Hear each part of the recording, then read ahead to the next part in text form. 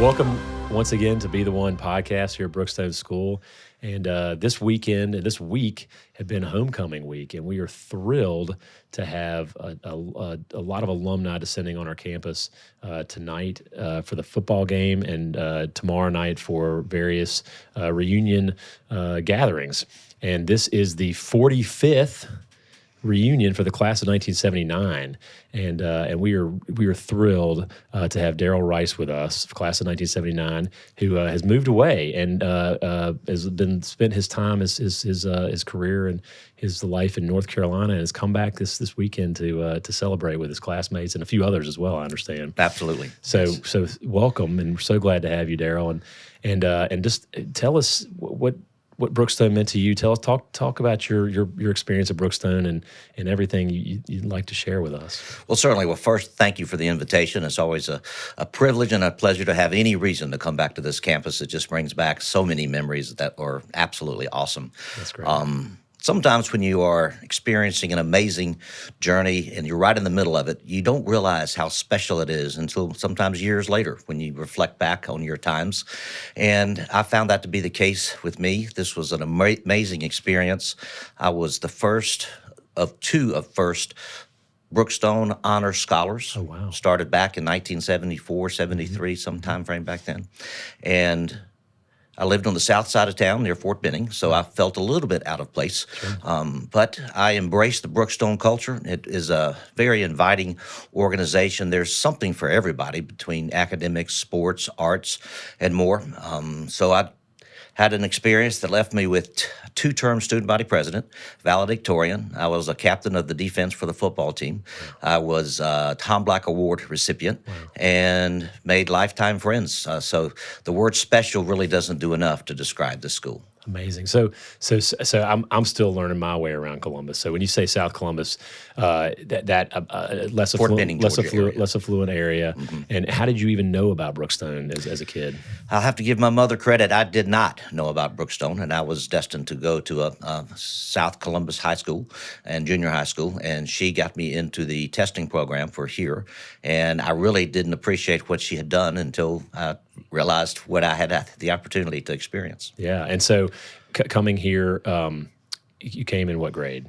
Seventh grade. Came in seventh grade, Mm-hmm. So you were 6 years here at Brookstone. Correct. And talk about that not being from the same area code as a lot of Brookstone attendees. What was that like for you? Well, I think one of the unique characteristics of Brookstone is that you had a culture of diversity and inclusion long before those became buzzwords in our culture. And so at first, yes, I felt a little bit out of place, but that went away very soon. And I was welcomed by both the faculty and the fellow students and became, in a lot of cases, lifetime friends. That's amazing. I said area code. I realized since I moved here from Dallas, zip code. There's only one area code in Columbus. Yeah. There's lots of zip codes, but only one area code. Thank you for answering that question. So you mentioned a lot. So the Honor Scholar program is really important here to us at Brookstone, and talk about what that looked like for you and what that meant to you being a part of that, especially really one of the first. Correct, and it's actually interesting, not a relative, but the other first was Chris Rice. Oh, wow. And so we were both linebackers on the football team. And, not related? No, not related wow. at all, and keep up with each other to this day. So he lives up in Atlanta. It's interesting. It's not a financial burden scholarship. It is a scholastic academic achievement scholarship. I just happen to fit both equations at the same time. And so I would say that when I joined the school, I didn't realize that there was an expectation that I was supposed to perform at a certain level. It just came natural to me. But I remember my favorite teacher here, Coach McKenzie, who was also my football defensive coach at the same time. He was the math teacher. And he often reminded me that I was not the smartest person in the room, that he was the smartest person in the room. So, and I still keep up with him to this day. That is fantastic. Yeah. That's great. So one of the interesting draws for me to Brookstone was the and I didn't understand it when I heard it for the first time, was the desire of Mr. Turner to put in the seats here at Brookstone people who would make others around them better. And you're a perfect example of that. And that was really appealing concept to me, that, a lot of times nowadays independent schools, they want to isolate. People want to isolate their children and away from difficulty and adversity. Right. And Brookstone's always embraced that. Was there any? You said you didn't really notice that or have any expectations on you, but looking back, do you feel like the impact you made was significant in those terms?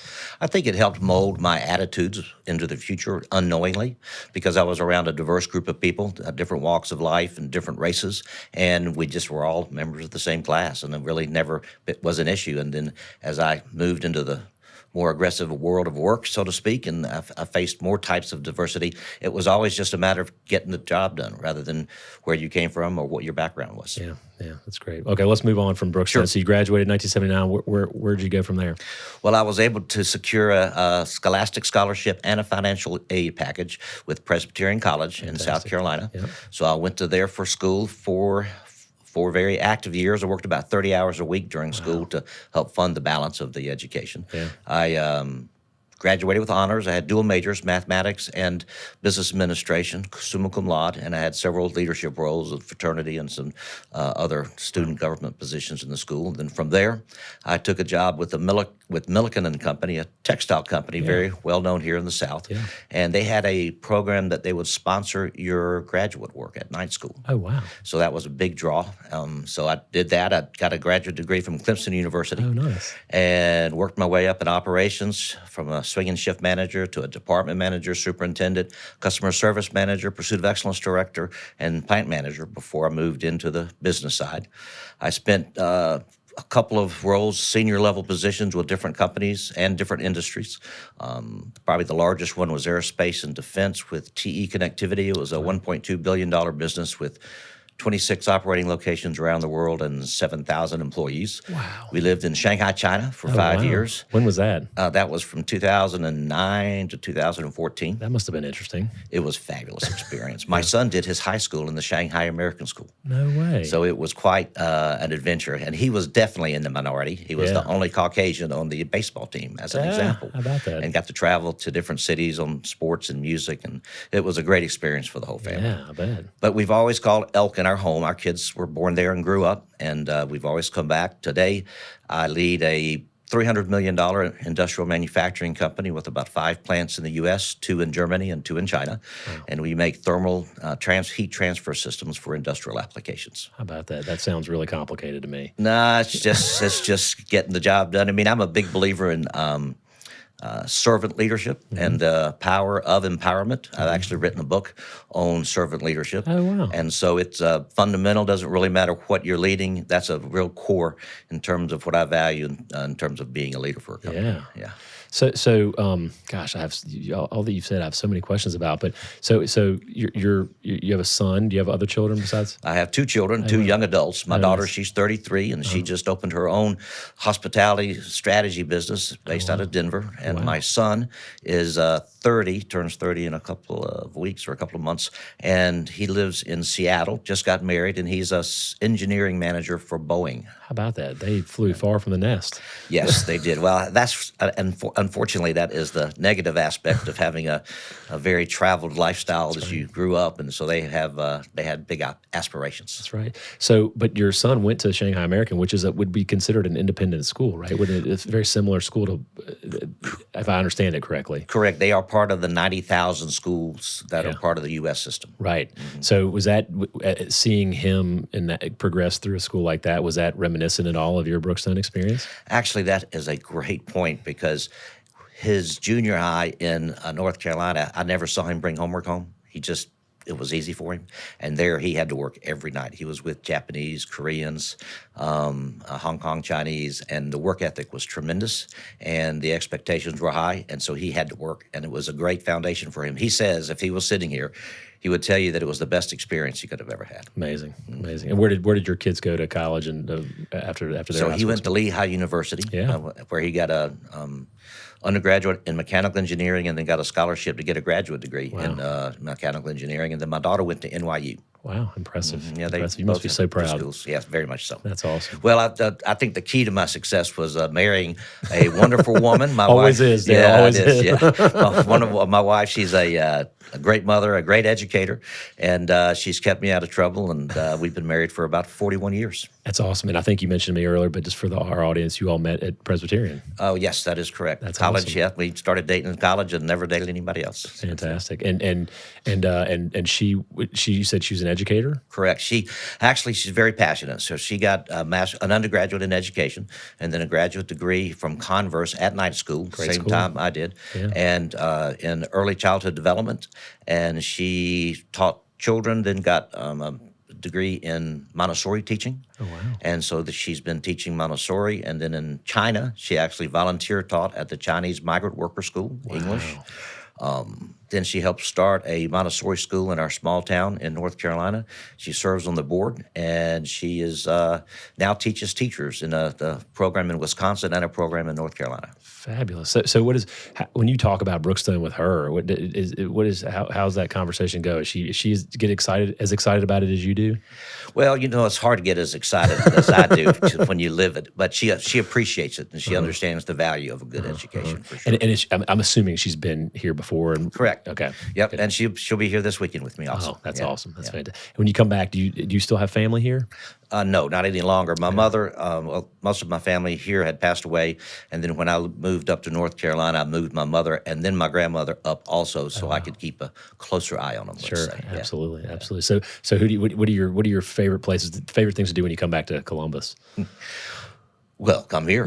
So I mean, besides come to Brookstone, yeah. no, that's really about the only thing, and Yeah, and see old friends and yeah. classmates. I mean, the downtown part of Columbus has dramatically changed. It's a beautiful landscape and a great place to gather and Really is. just enjoy the outdoors. So I'd have to give that a thumbs up. Yeah, as far as that's. that was a big draw for me. Yeah, They put me up downtown when they interviewed me. No, they were Like, smart. It's impressive. Well, that's fantastic. Well, I'm thrilled to hear about your family and about your experiences, and I have some other questions I'd love to hear from you on that sort of standard questions that I ask all my guests. So Sure. if you will indulge me. We have 7 core values, which are 4 more than when you were here. The original 3 were wisdom, loyalty, and service, and they've expanded beyond that. As you think about the core values and the ones you experience and the ones in your life that you most value, what sort of was most meaningful to you about what most meaningful one of those 7 or the most meaningful value to you in your life? No, that's a great question. And before I answer that, I think it's important to refer to my corporate experience in terms of companies because establishing your mission statement and core values is very important to building a strong culture for a company. That's right. Currently, we use the SERVE acronym of servant leadership, and so each letter: safety, excellence, respect, valuing customers, and embracing teamwork. That's right. For me, it is integrity. It takes a lifetime to build integrity and a day to lose it. And it's about being honest and staying true to your core values. And so that's probably the most important one to me. That's fantastic. Trust is so key to success in life and work. And if you're running a business, that's so key to that. So Well, thank that's you a for great tie-in because my favorite business book is The Speed of Trust by Stephen Covey. So Covey's the master at the trust. Really is. Yeah. He's fabulous there. That's great. Thank you. So when you do come back here, and you, if you're showing somebody around campus for the first time, what do you tell them was your favorite place here? What was your favorite space on campus? Well, this probably wouldn't be a great recruiting answer, but my favorite place was the practice football field. Oh, wow. I mean, it was brutal even during summer practice, but I just loved every minute of it. And it was, I guess maybe it had to do with a little bit of my background and my parents being separated. So having that sports part of my life was a really important part of growing up. And that person I referenced earlier, Coach McKenzie, he actually came to my home and sat down with my mother to explain to her that football would not only be a good development opportunity for me, but I would be safe. So it was a big part of my life. That's amazing. And it was some of my best memories. My football Brookstone jersey sits on my mantle at my office in my home. Wow. just so you know how important it was. Yeah, sure. Can you still smell it? Can you still smell it? No, I watched it. Can you still smell the grass on the practice still field? feel Can the you feel memories that? for Yeah, sure. I mean Yeah, that's so tangible. I mean, watching those boys out there to this day, the camaraderie and the teamwork. Just I always encourage students who are new to a school, particularly if they're of the age where they can play sports, to get involved early, because that team concept is so Very critical in helping a kid transition into a new community. Absolutely. It sounds like it was for you too. Yes, definitely. Yeah, that's awesome. Thank you. So, what about a moment here during your time here, even after your time here, that made you feel particularly proud to be part of this community? Well, you can probably relate to this. I was invited to participate in the search process for a headmaster Oh, my senior year. yes. So James McCauley, who had Yes. started with the school, was retiring. Yes. And so there was a search committee formed, and being the student body president, I was invited to be a part of that exercise. It was not only an amazing learning experience, but it was also an opportunity to contribute to Brookstone's future while I was still a student. That is amazing. And so you were part of the reason Charlie Comiskey That's correct. came to Brookstone. Well, I'm not saying I was part of the reason, but I was a part of the process. Part of the Let's put it that process, way. yeah. Well, sure. I'm sure you're part of the reason too. So tell me, talk a little more about that. What do you remember most about that process and your involvement in it? Well, it was a great opportunity to get to know some of the Board of Trustees and the roles that they play, and also learn a little bit about their backgrounds and what got them to those roles. And so, obviously, great role models and great examples. And as a student, you don't get that much exposure to them unless one of your classmates is the child of one of those members. So, watching the process and the interaction and the just the exercise of the interviewing and what the school was looking for in a headmaster obviously drives and defines the culture of a school, and so that was all a great learning experience. Do you remember where he came from? I do not. Came from Carlisle School in Martinsville, Virginia. Not Okay. far from That's me. right. That does sound familiar. Yeah. So, was there any moment of that process where you remember seeing or hearing a board member speak or seeing an interaction that you were just like, "Wow, I just never would have expected to see that"? I would say probably the entire process altogether was a wow moment, just because I'm sitting around very experienced professionals, and I'm just a child really, and then didn't realize how immature or how young I was in terms of the life's experience. But everybody in the room besides me had a tremendous amount of life experience, and it was, again, an amazing process. Well, there were students involved in my search process as well, and it was incredibly impactful for me as a candidate. And I hope, like you, I hope they felt the same sort of way, I'm sure sort of they did. empowered and valued, and that felt like they mattered to the future of the school. So, And actually, that's a great point. I did not feel like I was a check the box position. I felt like that my opinion was being listened to and was encouraged to be straight up and have a conversation. And so that was the word you used, empowering type of experience. that's so cool. Yeah. I'm so glad you got to do that. I'm so glad that seems to be relatively new in the world of the search world, but I'm so glad Brookstone did that even back 40 years ago. Back in the day. 45, right? Yeah. That's awesome. All right, so you've talked about Wendell McKenzie, right? That was his first name, Wendell McKenzie, a lot, and I've not yet met Wendell McKenzie. I know I hear his name all the time, and we haven't crossed paths yet, and I need to do that. Besides Coach McKenzie, who's clearly a huge influence in your life, talk about some other teachers and coaches you remember and who were influential and important to you. Pat Summerall. So she actually was, or is the mother, was the mother of one of my classmates, Keith Summerall, who ended up going to college, same college I went to, Presbyterian College, and actually we'll have lunch with him tomorrow. Oh, good. But she was a choir director, and it's not something a football player, an academic person, and a choir director. I mean, a person that sings in the choir doesn't seem like a normal set of circumstances. But I think that's what is really special about Brookstone is you have the opportunity to do so many different things and explore your capabilities and see what makes you tick. But she was a great influence. So you were in the choir. Wow, you didn't mention that, and then your first run of your resume. Right, that's awesome. No, that's awesome. So, any particular performance you remember that stands out in the choir? I just remember paying attention and listening to Miss Summerall because she definitely ran a tight ship, so that was for sure. Coach Rutland, the track coach, was a big part of it. What did you, ball and what axe. events did you run in track? I was high hurdles and the relay team. Okay. And those were my two areas. Yeah. And I don't like to run a long time. Yeah. Have you seen the new facility? I have. It Yeah. is very impressive. We hosted the state track meet last year, and it was okay. they were just everybody raved about Yeah, it. I'm It's sure. Yeah. really Well, and exciting. I've been at our 40-year anniversary. I came and was Meg Ryan, now Godfrey, was kind enough to give us a tour of Yeah. the new Good. athletic center, and it was and the history and the way and the tools that you have to look yourself up and see what Did you find yourself? Yeah, I did. Oh, Yeah. that's awesome. Yeah, it was pretty cool. That is really Yeah. cool. Yeah, it's a neat place. It's a great memorial to all the great athletes that have been through here, and it's impressive. I will say that coming from some fairly impressive athletic schools that I've been to in my past, there's very few can top Brookstone. Well, and I think that what was amazing to me is that it was more about the development of the students than it was actually, or the individual, rather than it was actually winning. And of course, everybody loves to win, but you learn from those setbacks. And when I was in high school here, they had an option. They could have had the players double team, so your biggest, strongest football players would play both offense and defense. Yep. Coach Sparks at the time made the decision that it would be two different teams, and he did tell Mr. McKenzie, Coach McKenzie, that he got to pick first. Yeah. So then Coach McKenzie had the defensive charge, and but that's So there were no two-way players in your no, day. not a single person.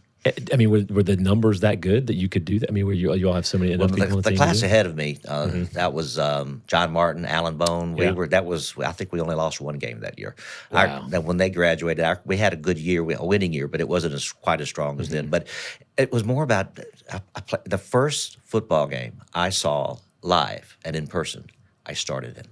Wow, that's amazing. It is, yes. How about you? Did never play I'd football never- up until you got here? Never even seen a live football game. Wow.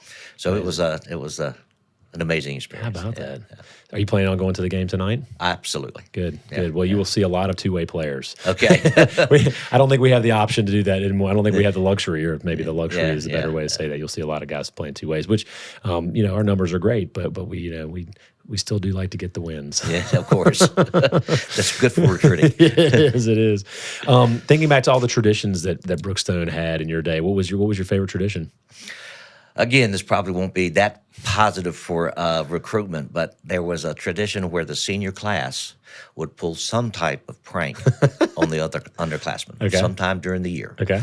Oh, there was not like a prank week. It was anytime. Anytime. Okay. And it was the art was making sure that the underclassmen didn't realize what was about to happen. All right. Charles Baker, I believe, was the upper school principal, and I remember walking into his office because I didn't want to do this without some type of understanding of what was about to happen. That was smart. Yeah, well, he played the plausible deniability. He didn't give me permission, but he didn't tell me not to do it, so to speak. And so the several members of our class snuck up to the ceiling of the upper school and had filled up buckets full of water. And then we gathered all of the underclassmen in front of the upper school for a photo for the album, for the annual. Oh man. And we soaked them. They were mad. Yeah. Don't try this at home. That's great. So was that legendary? Legendary. At the time? It was for me at the time. It was. Yeah. That's amazing. Yeah. That's great. So I don't know that we have. I think we have a prank tradition still. Maybe a little less. Marketed, right. Well, it was definitely not marketed. Let's say that's right.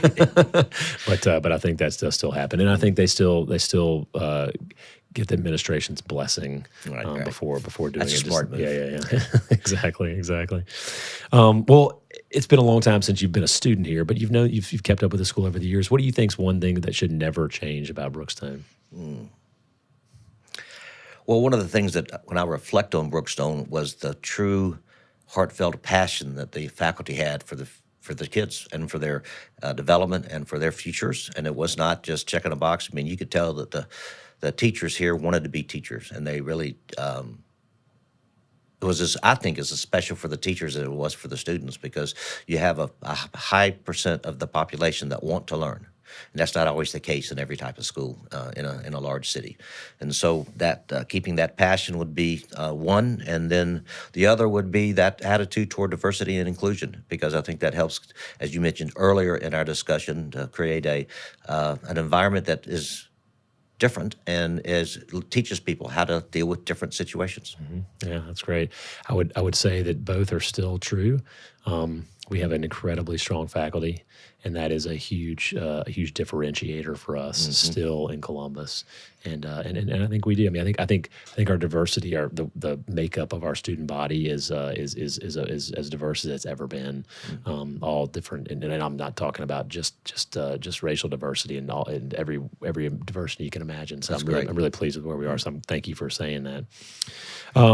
Okay, so you mentioned Covey already, and I'm not sure if this is the answer to this next question or not, but what book has had the biggest impact for you in your life? Well, I think you'd have to put the life question in a couple of different categories. So for me, spiritually, the Bible, of course, and the teachings of the Bible. So I'm active in the church. My wife ran a play school program at one of our churches, and so that's always been an important part of our life and our children's lives, of course. I think from a business standpoint, I'd have to say The Speed of Trust by Stephen Covey. I mean, it sits at my home office, and it's been one that from time to time during my career, that we have a book of the quarter club, so to speak, and it's got to be a business book, and that's usually the first one that I introduce to an organization if we start that process. And then, just because it's recent, my daughter Christmas ago gave me this book called Project Hail Mary. Okay. And it is a science fiction book, but it does a beautiful job of combining mathematics, physics, and the imagination, and from a space standpoint. And so I couldn't put it down. So if I would recommend that if somebody's looking for an opportunity to kind of escape the normal day-to-day. That's a great recommendation. Thank you. Oh, wow. 3 great ones. Thank you for that. So you've already mentioned choir as something we might not find on your resume, but what's something else that we might not know about you from reading your long and extensive resume? I was a performing magician. What? Yes, I had everything from I had my own doves, trained them. I got bigger and bigger, ended up with a U-Haul, Callaway Gardens. I performed there during the summers. Wow. And I did it during college to help, one of the jobs to help put through school. And so that was a lot of fun. Boy, you can't wait to have grandkids and do that. Bring that back out, right. can't you? Yeah, you're right. That's really cool. I was a nationally competitive power lifter. Wow. And so I ended up at 48 for my age and weight class. I won the nationals for bench press, squat, and deadlift. Well, give us for those out there who know what that means. Can you give us some numbers? Sure. My best bench, what they do, bench press is with a pause, and those meets 430 pounds. Whoa. And my best deadlift was 520 pounds. I thought you had a pretty firm handshake, Derrill. Yeah, well, it's a long time ago, but age sneaks up on you. I like adventure activities. I've skydived, rock climbed, black diamond skied, kayaked, to name a few. And you're still in one piece. Yeah, I've made it so far. So, wow. Yeah. So have you had any significant injuries in all your adventures? Well, I've had both hips replaced, and I think that's a little bit of a wear and tear on the powerlifting. The powerlifting, probably. No question. Yeah. I actually broke my wrist here at Brookstone. Oh wow, playing football? This is actually mom was like, "Oh, Mr. McKenzie, you told me, you promised me." You led me astray. It's funny. A week before, so I'm a senior on the football field, so I'm an actual junior in school, and I was going to be captain on the defense at our rival Pacelli. That's who we were playing for the spring game, and a guy named Tolley pulling guard, and I didn't see him coming, and he broke my wrist because I didn't get my shoulders down, and I didn't want to go to the doctor because I did not want to miss the game. Like Ronnie Lott, man. So I just put ice pack on it and all day at school, and they said I used more tape than anybody else on the football team to strap it up. But but all these were minor injuries anything that I've had. I had nothing major. You're really fortunate, man. You've done some exciting things. How about that? Yeah, I've been very blessed. Next time you're coming in, I want you to bring your doves. I don't have those anymore. Well, but something. Bring something. Bring a rabbit or something. I got to see these tricks. I was somewhere this summer, and an amateur magician was just walking around table to table, and it was the kids loved it. The kids thought that was so cool. Yeah. That's awesome. What's this? I'm going to ask you to drop the humility a little bit here, and just what's the best praise you've ever received? About 15 years ago, 10 years ago, when I was working for TE Connectivity, I received their leadership award, which is given to one leader every 2 years, and so that was the biggest honor that they, other than the Lifetime Achievement Award, that was the biggest honor that this $15 billion company gave out, and so that was a pretty big moment for me. Wow. And I would say the second to that, or equal to that, would be my Father's Day cards, because my kids always seem to appreciate the times that we have together. My wife wonders why I don't throw mine away, and how can I throw these? You're right. These are amazing. They are. They really are. Yeah. That's great. Thank you for sharing that. So how do you talked about all your adventures? I mean, but and that certainly is a way I'm sure you recharge. But what do you do to relax? Well, sometimes I've been accused of not relaxing enough. Let's just put it that way. But I would say weightlifting. I mean, I enjoy sports. Still do it. And yes, I still not the kind of weights that I did then, but I still pretty regular in the gym. And then as the book, if I can make myself take the time and read a escape book versus a business book, then and you got to find one that you don't want to put down, and then it's a great way to recharge. Just give me a sort of estimate. Are you sort of a book a week reader, book a month? How often? You sound like you read a lot. No, I would say I should read more. Yeah, we all should. Yeah, I mean it's a great way to escape. I think it comes in waves. Yeah. Just depends on schedules and travel and that kind of stuff. Sure. Yeah, that's great. Well, that is a great way. Do you have a favorite vacation spot or place you like to go that brings tranquility to you? Key West, Florida.